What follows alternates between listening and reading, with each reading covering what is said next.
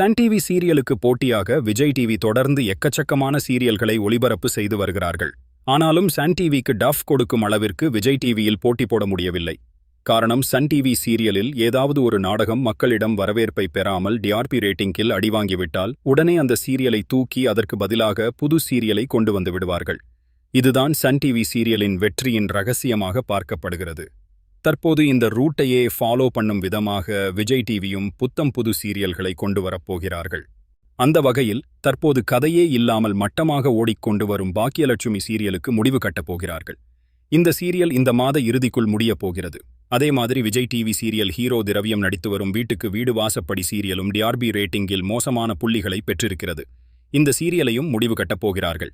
Big pass முடியும் போது இந்த சீரியலையும் முடித்துவிட்டு அதற்கு பதிலாக புத்தம் புது சீரியல்கள் வரப்போகிறது. அது என்னென்ன சீரியல் என்றால், திரவியம் புதுசாக சிந்து பைரவி என்ற சீரியலில் கமிட் ஆகியிருக்கிறார். இவருக்கு ஜோடியாக சிந்து மற்றும் பைரவி என்ற கேரக்டரில் 2 ஹீரோயின்கள் கமிட் ஆகியிருக்கிறார்கள். இதில் மௌன ராகம் சீரியலில் நடித்த ரவீனா மற்றும் தெலுங்கு சீரியல் ஹீரோயின் நடிக்கப் போகிறார்கள்.